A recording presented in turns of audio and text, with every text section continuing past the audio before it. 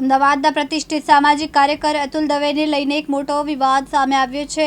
વિવાદિત કીર્તિ પટેલના Instagram ID પરથી એક મહિલાનો ઓડિયો વાયરલ કરવામાં આવ્યો હતો, જેમાં મહિલાએ અતુલ દવે સામે ગંભીર આક્ષેપ કર્યા હતા। આ મામલે અતુલ દવે દ્વારા આક્ષેપોનું ખંડન કરવામાં આવ્યું છે। તેમણે જણાવ્યું કે જો આ મહિલા પોતાના આરોપો સાબિત નહીં કરે તો આગામી 3 દિવસ બાદ પોલીસ ફરિયાદ નોંધવાની સાથે 10 કરોડ રૂપિયાનો માનહાનિનો કેસ પણ કરવામાં આવશે। અતુલ દવેએ વધુમાં કહ્યું છે કે જો કીર્તિ પટેલ પોતાના ઇન્સ્ટાગ્રામ આઈડી પર માફીનો વિડીયો પોસ્ટ નહીં કરે તો તેમની સામે કાયદેસરની કાર્યવાહી હાથ ધરવામાં આવશે અને સજા થાય તે માટે કાનૂની લડત લડીને ન્યાયની માંગ કરવામાં આવશે। સોશિયલ મીડિયામાં 2 દિવસ પૂર્વે એક પોસ્ટ રિલીઝ થાય છે અને આ જે પોસ્ટ રિલીઝ કરનાર છે કીર્તિ પટેલ, હવે તેમણે અમદાવાદના પ્રતિષ્ઠિત અને સામાજિક કાર્યકર અતુલભાઈ દવે ઉપર ગંભીર આક્ષેપો મૂક્યા છે, જેમાં એક મહિલાનો તેણે ઉપયોગ કર્યો છે તેવું જાણવા મળેલ છે। એટલે અમે આ ઘટનાની વિસ્તૃત તપાસ કરવા માટે અને પૂછતાછ કરવા માટે આજે અમે અતુલ દવેની મુલાકાત લીધી હતી। એને જાણવાનો પ્રયત્ન કર્યો કે ભાઈ આ ઘટનામાં ખરેખર સત્ય શું છે। અતુલ દવે આપણી સાથે જોડાઈ ગયા છે, આપણે જાણવાનો પ્રયત્ન કરીએ કે તેઓ આ ઘટનાને લઈને શું કહે છે અને કીર્તિ પટેલે આવું ગંભીર જે આરોપો મૂક્યા છે તેનું સત્ય શું છે।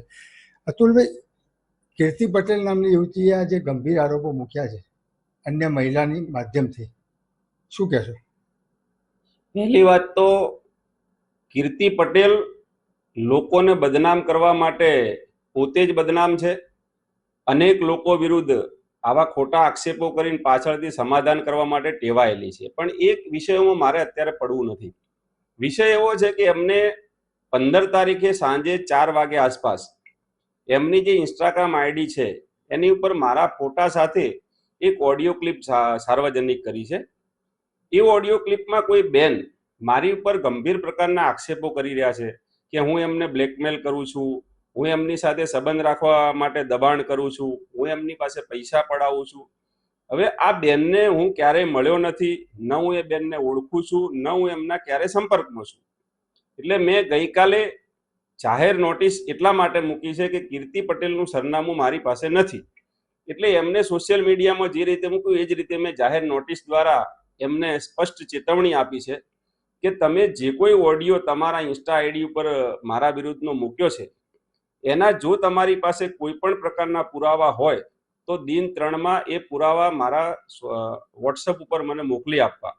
જો તમારી પાસે પુરાવા ન હોય તો તમે જે આ ઓડિયો કે વિડીયો પ્રસિદ્ધ કર્યો છે એ તાત્કાલિક તમારા આઈડી ઉપરથી ડિલીટ કરવો અને તમારે બંને આ બાબતે મારી માફી માંગતો એક વિડીયો એ જ આઈડી ઉપર મૂકવો।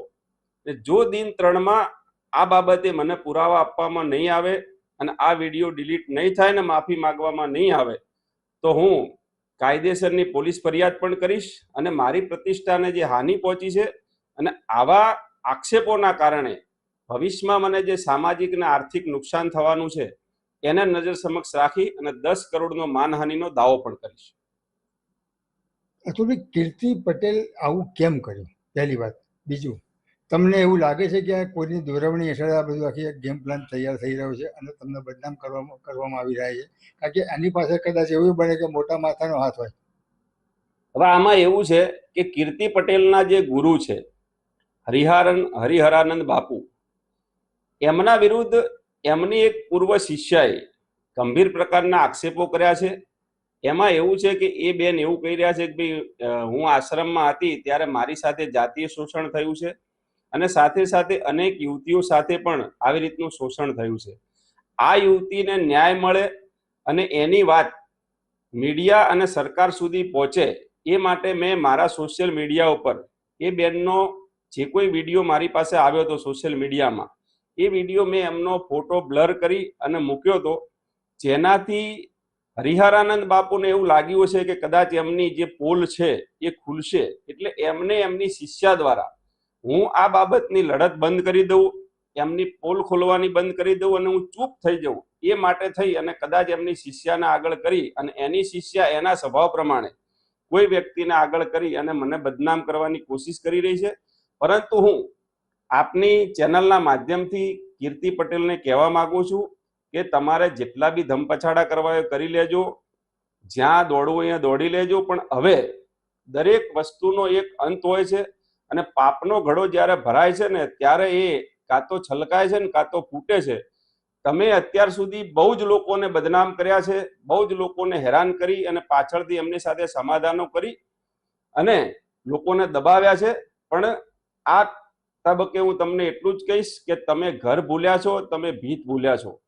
તમે અત્યાર સુધી જેને બી દબાયા, પરંતુ તમે હવે ખોટી જગ્યાએ હાથ નાખ્યો છે અને આ હાથ તમને એ રીતે પાછો આવશે ને કે તમે જીવનમાં કલ્પના પણ નહીં કરી હોય. અને તમે અત્યાર સુધી જેટલા લોકોને પણ બદનામ કર્યા છે ને એ તમામનો સરવાળા સાથે હું તમારી પાસેથી હિસાબ લઈશ. આ હતા અતુલ દવે. એક વાત ચોક્કસ છે કે જો કીર્તિ પટેલ સાચા હશે અથવા અન્ય જે મહિલા બોલી રહી છે એ સાચી હશે તો 3 દિવસની અમને મુદત આપી છે કે 3 દિવસમાં તમે સાબિત કરી દો કે આ સત્ય છે. નહીં તો પછી ચોથા દિવસે અતુલ દવે 10 કરોડનો દાવો કરવા જઈ રહ્યા છે અને પોલીસ ફરિયાદ પણ થવાની છે. હવે આ ઘટનામાં આગળ શું નીકળીને બહાર આવે છે એ તપાસનો વિષય છે. જોતા રહો દિવ્યાંગ ન્યૂઝ. ગિરીશ જોશી, અમદાવાદ.